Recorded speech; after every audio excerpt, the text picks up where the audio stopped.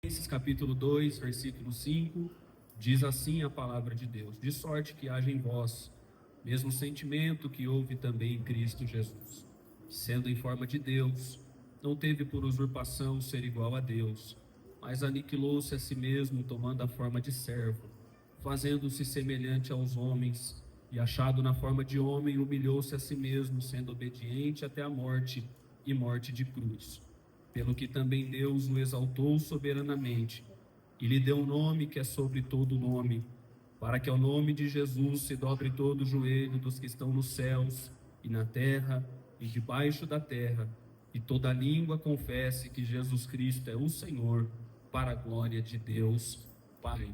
Podeis tomar o vosso assento, fique à vontade, você está na casa de Deus.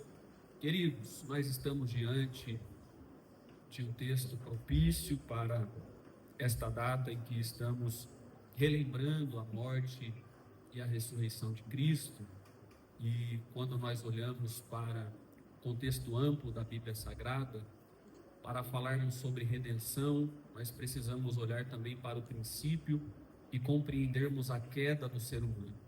Nós sabemos que o princípio de todas as coisas é um Deus criador, um Deus que criou os céus e a terra, conforme está escrito em Gênesis, no capítulo 1 e no versículo 1, e um Deus que fez o homem à sua imagem e semelhança, conforme está escrito em Gênesis, no capítulo 1 e no versículo 27. Quando a Bíblia diz que Deus fez o homem à sua imagem e semelhança, a declaração bíblica não é de que Deus possui a mesma estética que eu e você possuímos, até porque se fosse assim, alguns de nós não desejaria ir para o céu, porque imagine ir para o céu e chegar lá e ver um Deus que tem o meu rosto. Esta com certeza não é a sua esperança. A declaração de Gênesis 1 e 27, que Deus fez um homem à imagem e semelhança dele mesmo, significa que Deus atribuiu aos homens os mesmos atributos morais que ele possui. Deus é bom, Deus é justo, Deus é misericordioso, Deus é santo, Deus é amor. Todas essas características estavam inerentes à natureza humana. Deus e o homem desfrutavam de um relacionamento profundo e perfeito, porque a natureza humana em nada causava estranheza à natureza divina. Isso é tão verdade que a Bíblia nos diz, capítulo 3 do Gênesis, que todos os dias, na viração do dia, Deus vinha do céu até o jardim que estava no Éden e conversava com Adão. Imaginem os senhores e as senhoras que Adão gozava de um privilégio extraordinário, que era entre ele e Deus não haver nenhum tipo de separação, não havia nenhum tipo de distância. Deus vinha todas as tardes, e se você me permite utilizar essa expressão simples, é como se Deus viesse tomar um chá da tarde com Adão. Adão tinha o privilégio de conversar com Deus, de acessar a Deus, e o que me chama a atenção é que a Bíblia diz que Deus descia do céu ao jardim para conversar com Adão, demonstrando tipologicamente que a iniciativa do relacionamento entre Deus e o homem sempre partiu do próprio Deus. Deus toma a iniciativa de relacionar-se com o homem. Adão tinha acesso a Deus, sua natureza não causava estranheza à natureza divina. Contudo, o ser humano pecou, o ser humano transgrediu, o ser humano fez aquilo que é mal aos olhos do Senhor. O salmista escreve no Salmo 89, verso 14, dizendo que a base, o alicerce do trono de Deus é justiça e juízo, o que significa que de tudo aquilo que se faz, a justiça de Deus cobra dele um juízo. O ser humano pecou, e todos nós conhecemos o que Paulo escreveu aos Romanos 6 e 23, dizendo que o salário do pecado é a morte. Quando o ser humano peca, pecado feriu a santidade de Deus, e ferindo a santidade de Deus, a justiça de Deus cobrou dele um juízo, e o ser humano foi condenado e sentenciado à morte. De forma, meus amados irmãos, que o pecado trouxe desordem na vida do ser humano, porque a partir do momento em que o homem pecou, o homem perde a essência da imagem de Deus que havia na sua própria natureza. A imagem não foi destruída, mas ela é completamente distorcida.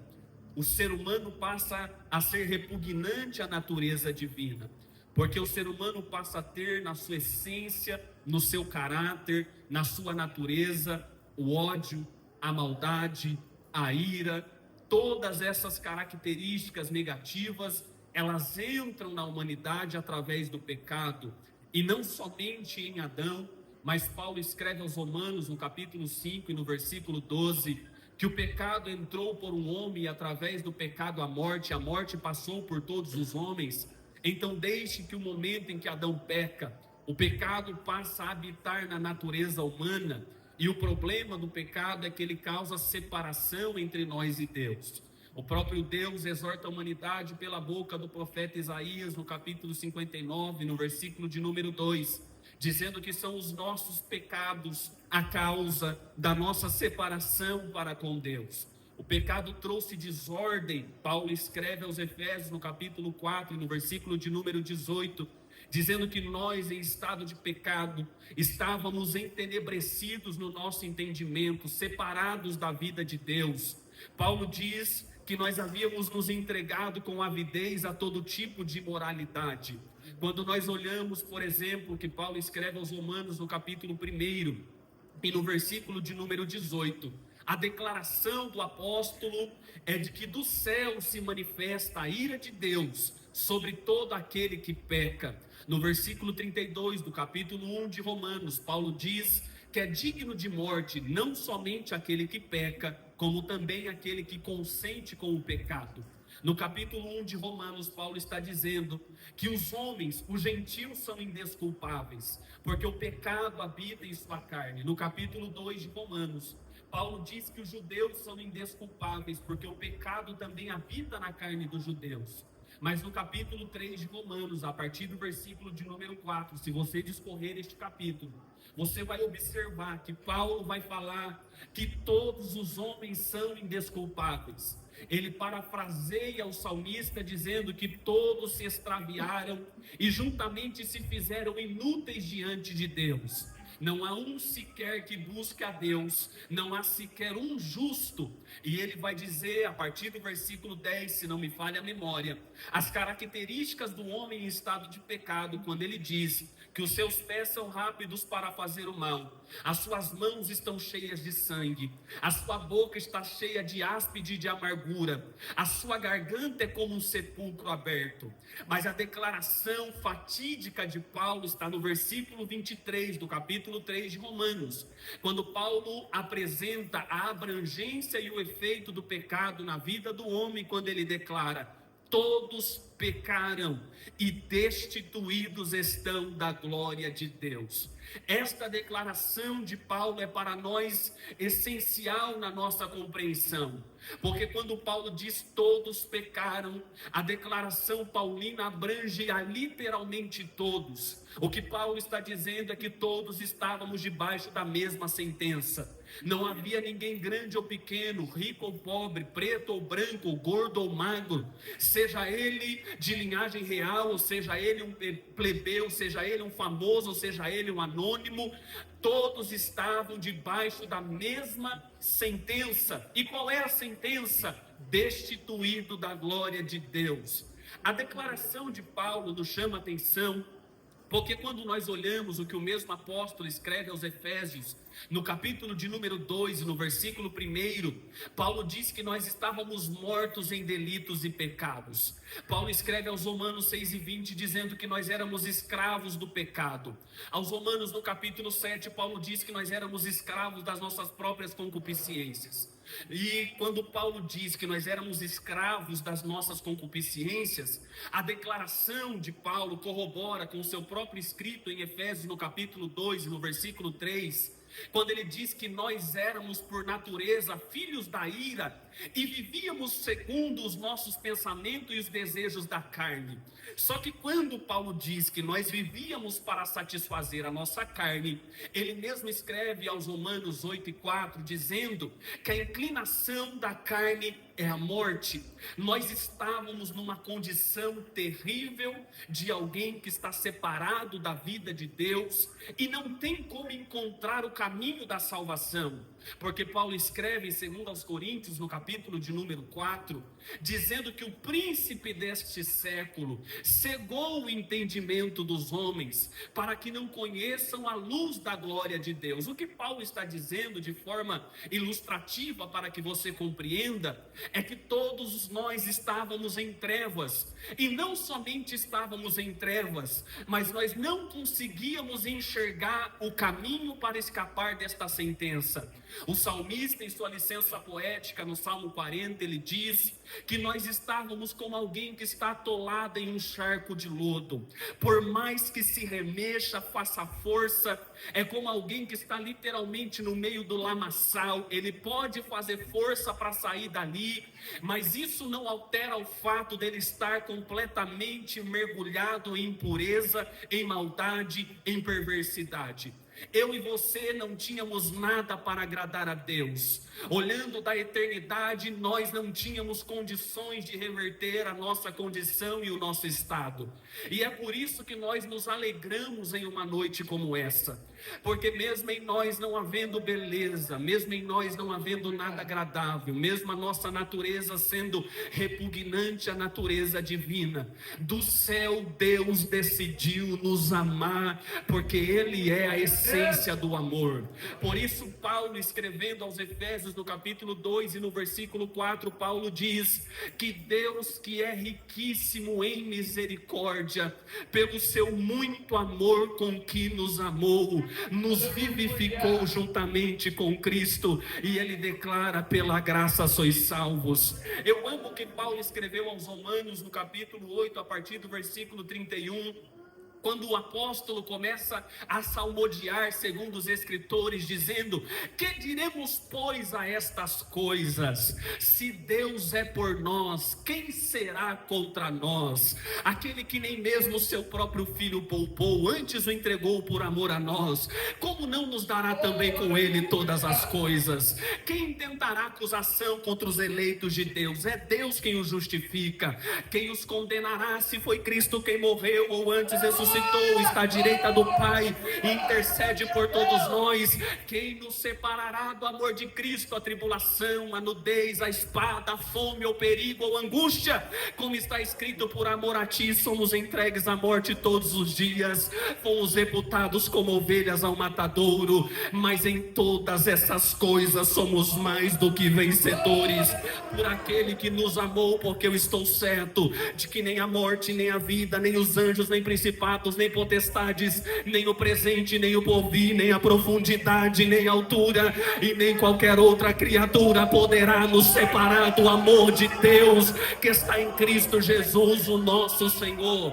O amor de Deus por nós não é porque nós somos bonitinhos, crentes da Assembleia de Deus. O amor de Deus por nós não é porque você coloca essa gravatinha bonita, ou porque você tem essa saia maravilhosa e passou o seu melhor perfume. O amor de Deus por nós é porque mesmo nós não tendo condições, mesmo estando caídos, mesmo estando em trevas, mesmo ninguém dando valor, na eternidade Ele não depende do que eu e do que você façamos para Ele nos amar. Ele nos ama porque Ele é a essência do amor. E Paulo declara aos Romanos no capítulo 5 e no versículo 8, dizendo: mas Deus prova o seu amor para conosco em que Cristo morreu por nós, sendo nós ainda pecadores. Talvez você, como eu outrora, estava no mundo sem Deus e sem paz na alma, mas Ele decidiu te amar, decidiu te salvar, decidiu te dar vida, decidiu te resgatar. E este mistério é o que Paulo está narrando e escrevendo aos Filipenses.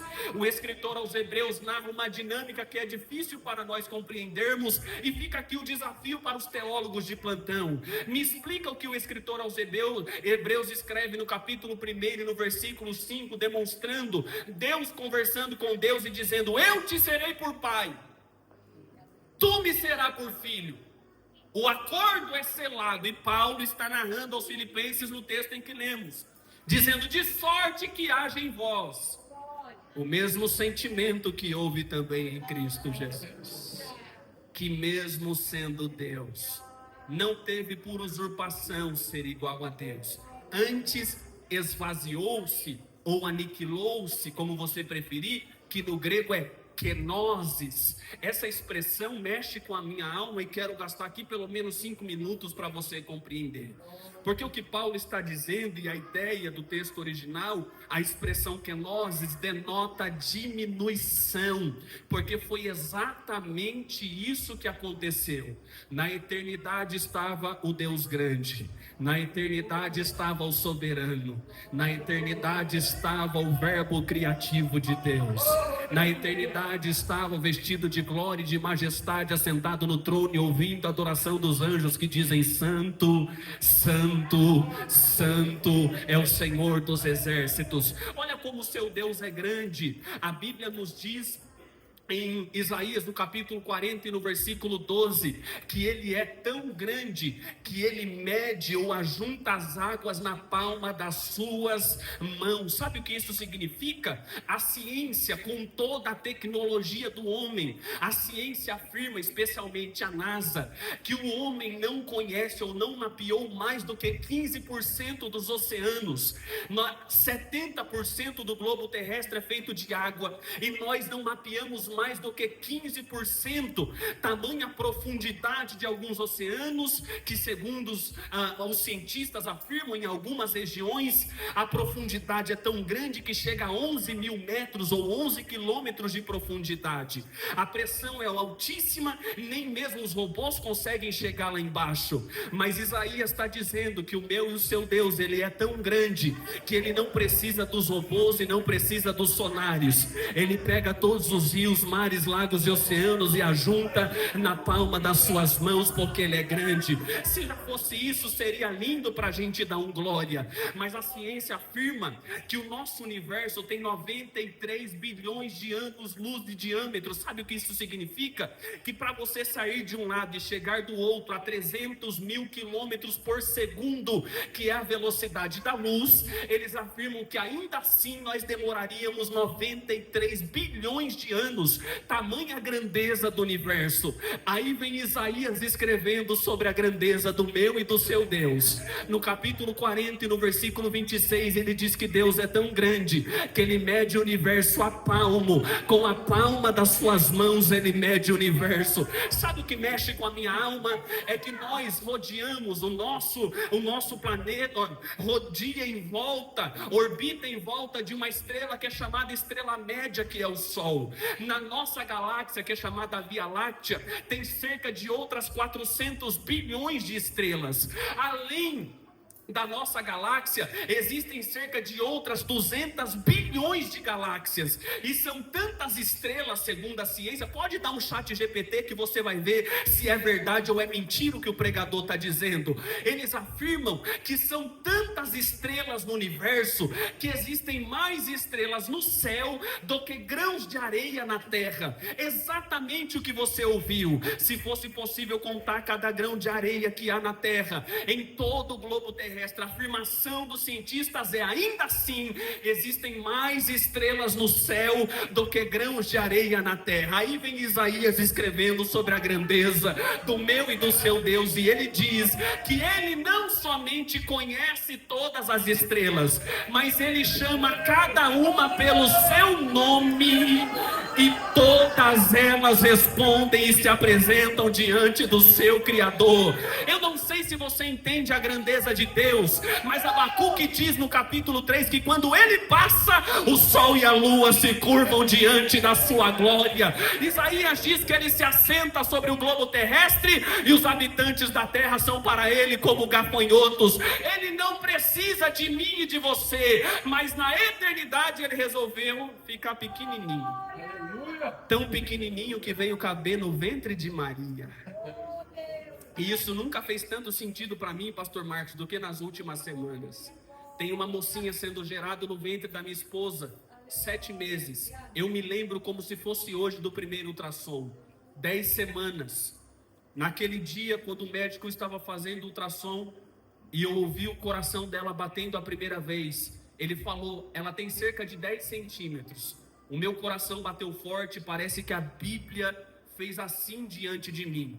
E eu fiquei pensando, e fica aqui mais um desafio para os teólogos de plantão: como podia um Deus que é tão grande ter se feito tão pequenininho, caber no ventre de Maria? E aí me explique, se você puder, como pode eles tão pequenininho continuar sendo o Senhor do céu e continuar sendo o Senhor da terra? Me explique, se você puder, como pode no ventre de Maria continuar regendo as nações e sustentando o universo com o poder da tua palavra? Me explique, se você puder, como pode, tendo ele talvez no momento 15 centímetros no ventre de Maria, continuar sendo aquele que fez os céus, fez a terra e tudo governa pela força do seu poder. No momento do seu nascimento, porque o tempo corre, não havia lugar para ele na cidade, porque na tipologia bíblica não havia lugar para ele no nosso pecado, não havia lugar para ele na nossa miséria. Porém, dentro da manjedoura ele está vestido com trapos, porque apesar de não fazer parte da nossa natureza caída,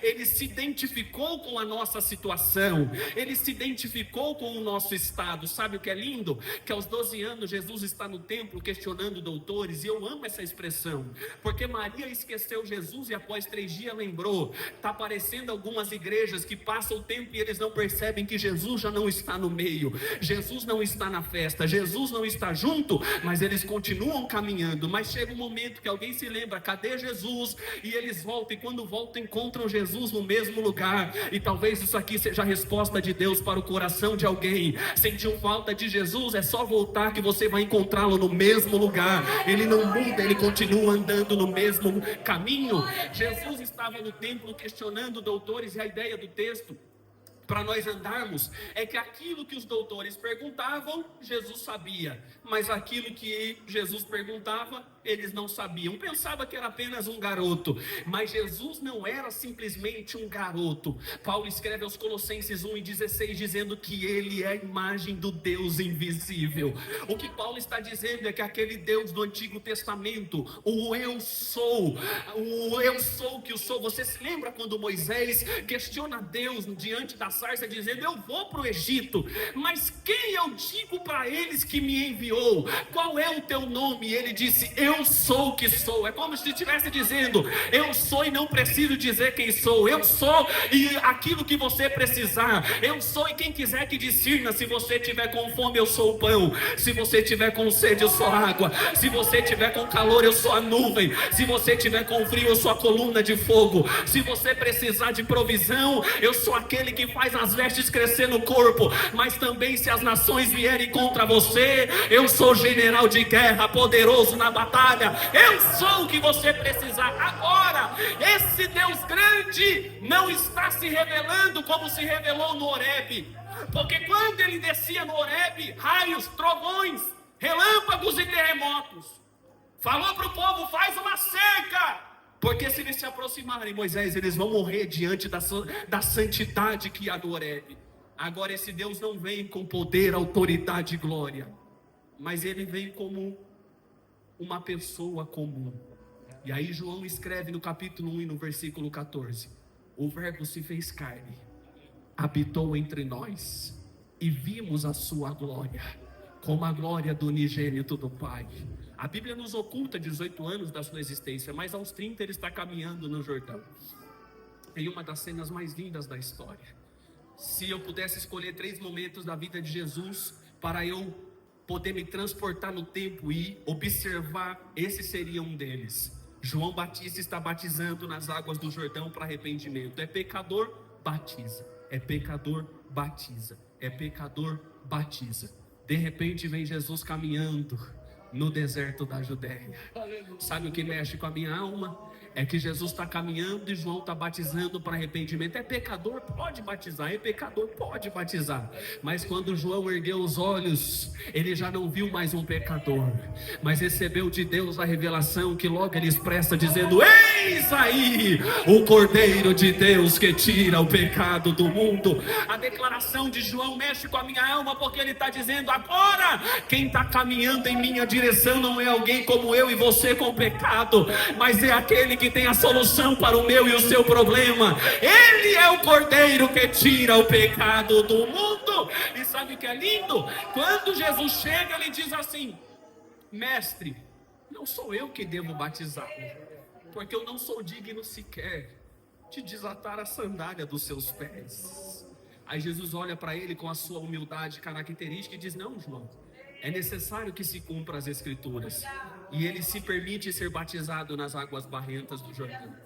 Mas o que acontece depois é o que me impressiona, que quando Jesus ressurge das águas, a Bíblia diz que o céu se abre, o Espírito desce em forma corpórea de pomba, e a voz de Deus, que há 400 anos ninguém ouvia, eram 400 anos de culto sem presença, 400 anos de festa sem glória, eram 400 anos de ritual religioso sem nenhuma manifestação divina. Eu vou traduzir para você: eram 400 anos vindo para a igreja sem ouvir a voz de Deus, 400 anos sem lágrimas, 400 anos sem sentir o que você sentiu aqui hoje. Deus não falava mais no culto, porque o povo estava acostumado com o sistema religioso. Só que naquele dia Jesus se manifesta, e quando Jesus está no culto, a voz de Deus brada e o Espírito desce. Agora o que me chama a atenção é que Jesus não se manifestou no templo imponente de Herodes com todo o seu mármore e toda a sua pompa. Não foi dentro de Jerusalém, no sistema religioso, onde os fariseus colocavam aquela roupinha bonitinha e se sentiam melhor que os demais, onde a voz de Deus bradou e Jesus se manifestou e o Espírito desceu. Foi lá no deserto. Não tinha nenhum glamour e nenhuma nada que agradasse, mas tinha um povo que reconhecia: nós somos pecadores. E onde tem alguém que reconhece: sou pecador e Jesus está presente, pode esperar, a voz de Deus fala e o Espírito desce no meio deles.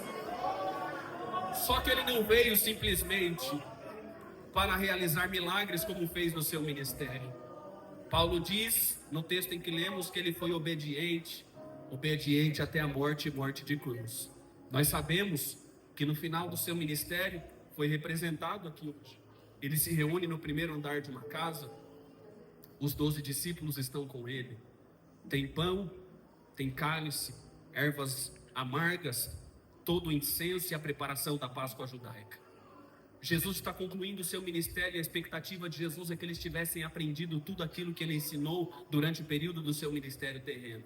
Só que o problema é que no coração dos discípulos ele tinha o mesmo que eu e você às vezes temos: quem de nós é maior? Quem de nós é um líder? Quem de nós vai aparecer mais? Quem de nós vai estar no cartaz? Quem de nós vai ter like? Quem de nós vai aparecer? Aí Jesus quer ensiná-los, mas agora não com palavras. Ele cinge os seus lombos, vem diante do primeiro e diz: me deixe lavar os seus pés. Vem diante do segundo e diz: me deixe lavar os seus pés. Vem diante do terceiro e diz: me deixe lavar os seus pés.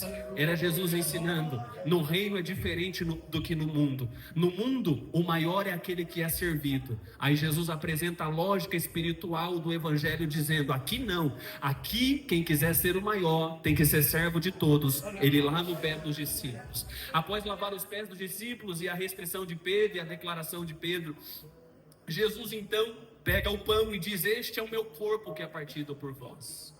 Fazei isto em memória de mim. Ele pega o cálice, bebe, dá de beber e diz: este cálice é o novo testamento no meu sangue. Fazei isso todas as vezes que beberdes em memória de mim. Ele canta um hino com os discípulos. E como eu gostaria de saber qual foi o hino que Jesus cantou naquele culto de Santa Ceia, naquele culto de quinta-feira. Se levantam dali, Judas se desvia para traí-lo na cidade, Jesus vai para o Getsêmani, ele deixa 8 na entrada do jardim, chama os 3 melhores amigos e diz: vigiai e orai, para que não entreis em tentação.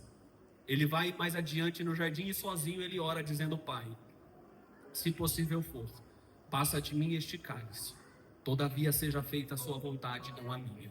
Ele retorna e encontra os 3 dormindo, e a declaração dele é para Pedro, porque Pedro tinha acabado de dizer que ia com ele até a morte. Ele olha Pedro dormindo e diz: Pedro, nem uma hora pudeste velar comigo? É como quem diz: você acabou de prometer que morre por mim, mas você não consegue orar uma hora, Pedro. Ele volta, ora mais um período de 1 hora, repetindo a mesma oração, dizendo: Pai, se possível for, passa de mim este cálice, todavia seja feita a sua vontade, não a minha. Ele retorna a segunda vez, Pedro está dormindo com Tiago e João novamente. Ele diz: vigiai e orai, para que não entreis em tentação. A terceira vez ele ora com mais intensidade. E quando ele ora com mais intensidade, Lucas, que era médico, escreve no seu evangelho dizendo que neste momento ele suava grandes gotas de sangue. Este é um caso clínico que a medicina afirma ser possível quando 3 fatores acontecem. Uma pessoa está profundamente angustiada e pressionada, a pressão sanguínea cresce dentro do peito e do corpo, e 3 coisas podem acontecer. A primeira e mais comum é o coração não resistir e esta pessoa morrer de infarto do miocárdio. Como Jesus não poderia morrer de infarto, uma segunda coisa poderia acontecer, que a pressão sanguínea estar tão grande, uma veia do cérebro se rompe e esta pessoa morre de derrame cerebral. Mas Jesus também não podia morrer de derrame porque havia uma cruz preparada. Então o que acontece é que os vasos capilares se rompem abaixo da epiderme, se misturam com as glândulas sudoríparas. Basicamente, as pequenas veias que tem debaixo da pele se rompem, tamanha pressão que Jesus está sofrendo, e se mistura com o suor. E quando Jesus soa, o suor se mistura com o sangue, ao tocar entrar em contato com o oxigênio, coagula e este sangue desce rapidamente. A imagem é terrível, mas não é somente isso que a hematidrose, que é esse quadro clínico, causa. Quando uma pessoa entra nesse estado e ele chega a suar sangue, a medicina afirma que a sua pele fica profundamente sensível, e fica tão sensível que a pessoa não gosta de ser tocado.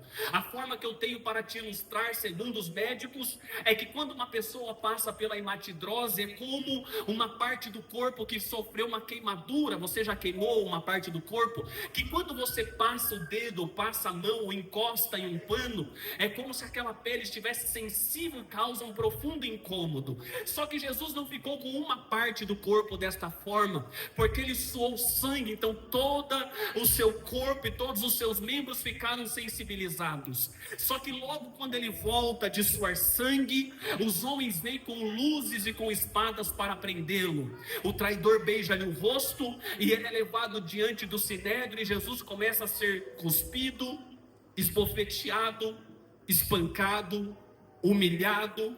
Apresentam falsas testemunhas com falsas acusações. Jesus está em silêncio. Cospem na sua face. Jesus está em silêncio. Eles blasfemam diante de Jesus. Após um diálogo, que nos falta tempo aqui para discorrer, pela manhã, bem cedo, levam Jesus para Pilatos. Pilatos tem uma bomba nas mãos. Os judeus querem matá-lo, mas a multidão ama esse homem. O que eu faço para resolver este dilema? Ele tenta abrir o leque de negociação. Quando ele pergunta: de onde é o teu reino? Ele está dizendo assim: se tu é rei, vamos negociar. Vamos fazer alguma forma para você escapar disso que está preparado para você. Mas Jesus logo fecha toda a janela de negociação quando ele diz: o meu reino não é deste mundo. O que Jesus estava dizendo para Pilatos é o seguinte: eu não negocio com você, eu não sou político como você, eu não vim para fazer a minha vontade, mas eu vim para fazer a vontade do meu Pai. Pilatos manda ele para Herodes. Herodes é um perverso devasso. Jesus não responde sequer uma palavra para Herodes. Ele dá uma veste brilhante para Jesus, de forma de zombaria, devolve para Pilatos, que numa forma de tentar livrá-lo, coloca Barrabás de um lado e Jesus do outro, e diz: é Páscoa! Quem vocês querem que eu solte? Este que diz ser o rei dos judeus? Ou vocês querem que solte Barrabás? E aí a multidão grita: solte Barrabás! Pilatos, como quem não entende, diz: e com esse, o que vocês querem que eu faça? E o texto diz que, pagos por dinheiro, eles gritam dizendo: crucificam, crucificam, crucificam. Pilatos lava suas mãos como quem se livra da culpa, porque Cláudia Prócora, sua esposa, já tinha avisado, dizendo: não entre na causa deste justo. Ela está dizendo: nele não há pecado, nele não há mancha, nele não há mácula, ele não é o que eles estão dizendo. Ele lava as mãos e a multidão grita a terrível sentença que recai sobre os judeus até os dias de hoje, dizendo: que caia sobre nós o sangue deste homem. Pilatos então entrega Jesus para os soldados e leva ele para o ato de tortura, que é o chicoteamento. Nós costumeiramente falamos sobre os chicotes quase como se Pilatos mandasse açoitar para tentar livrar Jesus da cruz, quando na verdade o chicoteamento já era o ato inicial da crucificação. Levam Jesus para o pátio interior dos soldados, amarram ele no tronco com os braços para cima. A medicina afirma que isso já causa um profundo desconforto, porque quando fica mais de 5 minutos com os braços acima dos ombros, você começa a se asfixiar, porque não é uma posição natural do corpo. Jesus está amarrado com os braços para cima, o peito e as costas estão expostos, e eles pegam uma arma chamada flagrum romano, um pedaço de madeira com 12 tiras de couro. Antes do final da ponta, eles amarravam um pedaço de chumbo, e o chumbo, quando batia no corpo, causava lesões musculares, mas na ponta tinha pedaços de ferro, em forma de garra ou de curva, como você preferir, que quando o soldado batia, arrancava grandes pedaços de carne. Orígenes, pai da igreja, escritor do 2º século, afirma que quando Jesus terminou de ser açoitado, dava para se ver as suas costelas. Jesus foi completamente dilacerado na mão dos soldados. Há alguns historiadores que chegam a afirmar que Jesus não apanhou somente nas costas, mas possivelmente após ter as suas costas dilaceradas, viraram Jesus de frente também, machucaram o seu peito. Após terminar este processo de tortura com o homem que já estava sensibilizado, eles tecem uma coroa de espinhos que, diferentemente da coroa que aqui foi representada, os relatos arqueológicos mais recentes afirmam que a coroa de espinhos não era em forma circular, com um pedaço na cabeça faltando, mas alguns afirmam que era como uma touca de espinhos que era composta para que toda a cabeça fosse coberta pelos espinhos, que era um espinho muito comum e tradicional daquela região, que tinha de 5 a 7 centímetros de tamanho, e as suas pontas eram curvas. Há relatos médicos de homens que morreram com apenas um corte na cabeça, visto que a região do cabelo é uma das partes mais vascularizadas do corpo. Quando eles colocaram a coroa de espinhos na cabeça de Jesus, eles não causaram um corte, mas eles causaram dezenas de cortes simultâneos na cabeça do mestre. E se não fosse bastante, pegaram um pedaço de cana, bateram na sua cabeça para que os espinhos entrassem ainda mais na sua cabeça. Eles colocaram de joelhos e zombaram diante dele, dizendo: eis aí o rei dos judeus.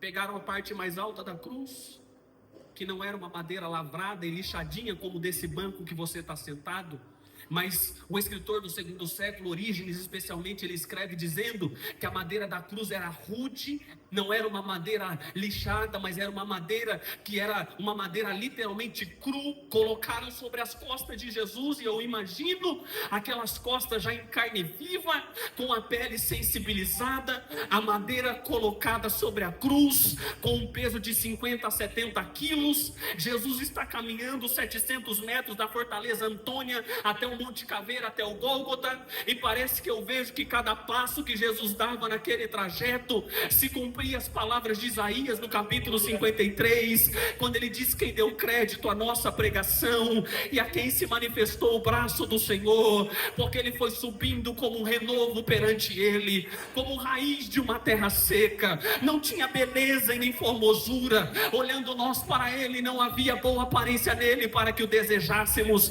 era desprezado e o mais rejeitado entre os homens, homem de dores, experimentado nos trabalhos, como quem os homens escondiam o rosto, era desprezado e não fizemos dele caso algum. Verdadeiramente ele tomou sobre si as nossas enfermidades e as nossas dores levou sobre si, e nós o reputamos por aflito, ferido de Deus e oprimido, mas ele foi ferido pelas nossas transgressões e moído pelas nossas iniquidades. O castigo que hoje nos traz a paz estava sobre ele, e pelas suas pisaduras nós fomos sarados.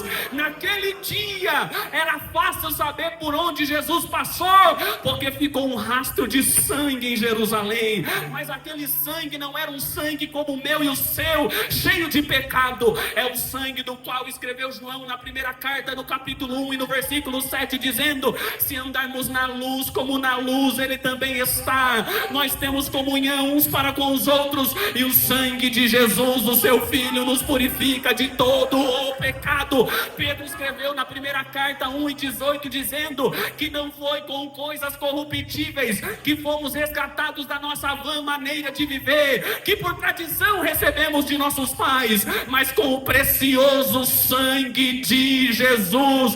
Foi o sangue que te perdoou, foi o sangue que te deu esperança, foi o sangue que te deu vida, o sangue de Jesus. Naquele dia, Jesus chega no Calvário do Gólgota, e eu termino aqui.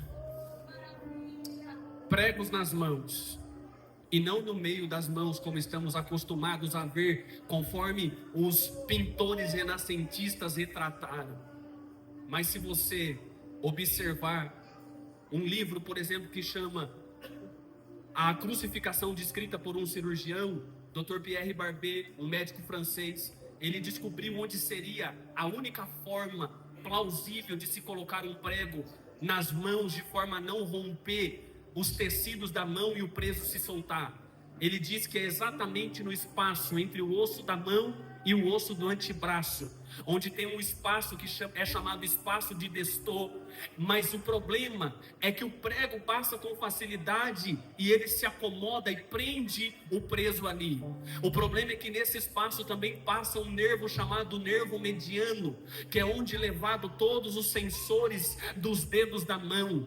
Quando o prego é colocado nesse local, o nervo é rompido, o preso, no caso Jesus, sente dores inescrutáveis e inexplicáveis.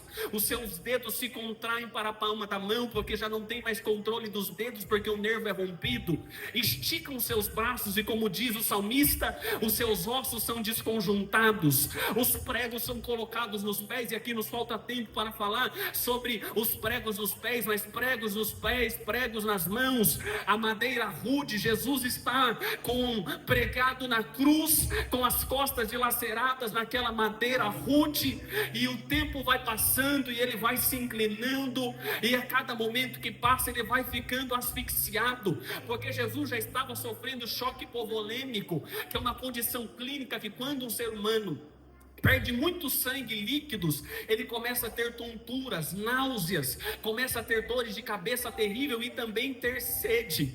Por isso que na cruz Jesus expressou 7 frases. Dentre as 7 frases, uma foi: eu tenho sede. E eles pegaram e embeberam uma esponja no vinagre e levaram até a boca, como uma tentativa de humilhá-lo. E aqui nos falta tempo para descrever isso, mas também para trazer um pouco de alívio. Mas Jesus não bebe aquilo.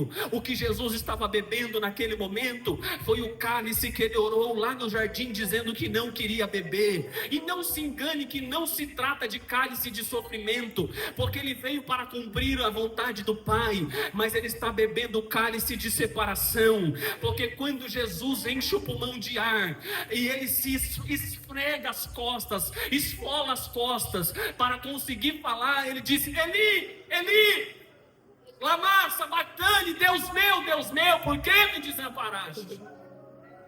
Porque neste momento aqui, o Pai precisa virar as costas. Porque Paulo escreveu aos Coríntios dizendo que aquele que não conheceu o pecado se fez pecado por nós. Como o pecado faz separação, naquele momento Jesus assumiu o meu e o seu pecado. O Pai precisou virar as costas para o Filho que bebe o cálice da separação, separado do Pai por um instante. Só que ao mesmo tempo que ele diz Eli, Eli, lama sabachthani, a Bíblia diz que a terra treme e o sol nega a sua luz, como se a estrela, uma criatura, estivesse dizendo: como posso eu brilhar se o meu Criador está sofrendo? Como posso eu brilhar se aquele que um dia me deu a luz está preso no madeiro? Jesus está no alto da cruz, e para encerrarmos, ele enche o pulmão de ar novamente, e agora ele expressa dizendo: Pai, em tuas mãos eu entrego o meu espírito, está consumado, tetelestai, o preço foi pago. Neste momento está se cumprindo o que Paulo escreveu aos Colossenses 2:14, dizendo que Jesus pegou a cédula que nas suas ordenanças nos era contrária. A cédula era o que dizia para mim e para você, irmão, que para você não tem jeito, para você não tem esperança, para você não tem solução.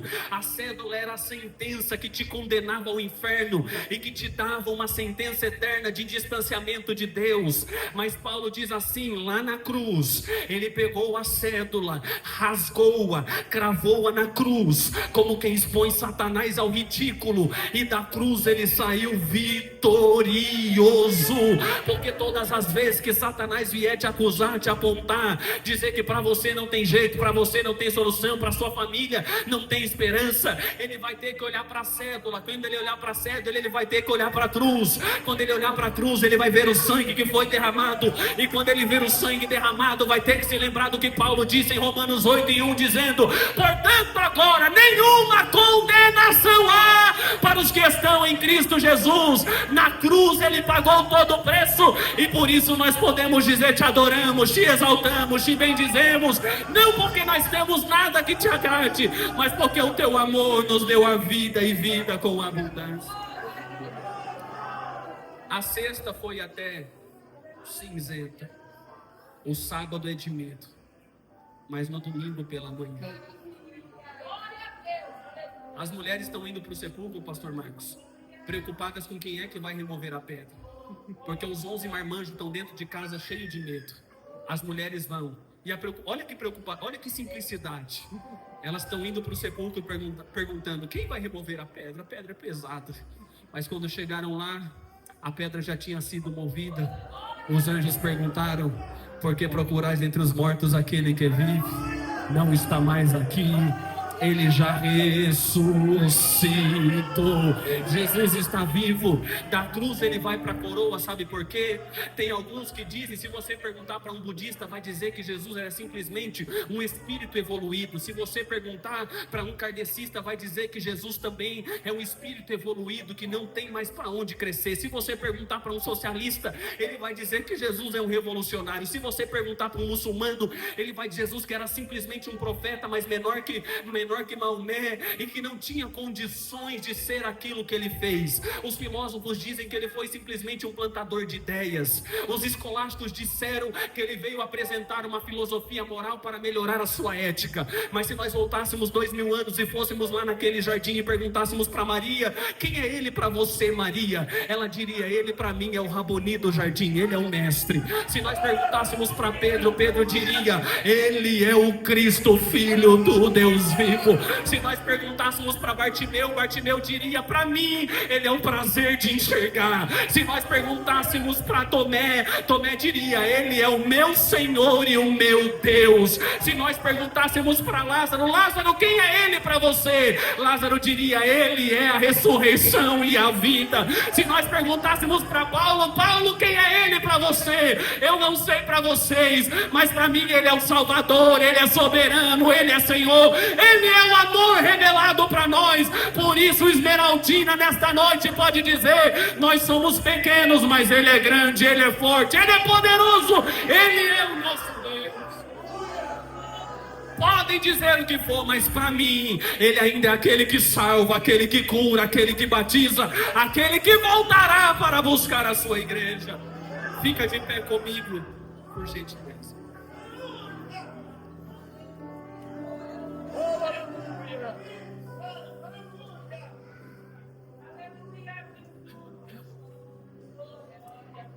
Nós o amamos porque ele nos amou primeiro.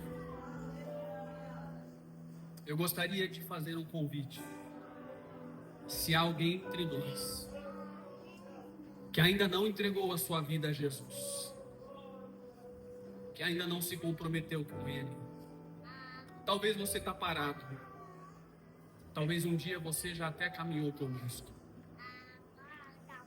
Eu queria te dizer que o sangue da cruz perdoa pecados, que o sangue da cruz ainda dá vida, que o mesmo Jesus que não desistiu dos 11 medrosos, não desistiu de mim, não desistiu de você. Cristo não está na cruz, mas um domingo como esse, Que dia lindo para a história da igreja e para a história da humanidade. Paulo disse que se ele não morreu e não ressuscitou, nós estamos mortos em nossos pecados. Se ele não morreu e não ressuscitou, vã é a nossa fé e a nossa pregação. Mas ele morreu, ele ressuscitou. E não somente ressuscitou.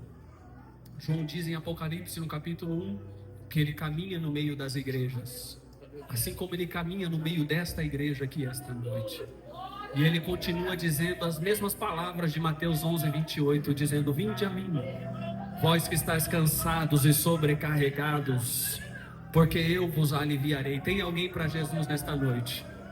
Faça o sinal com a sua mão. Talvez você queira retornar aos caminhos do Senhor. Se houver alguém, eu quero orar por você. Se não há, eu vou orar pela igreja.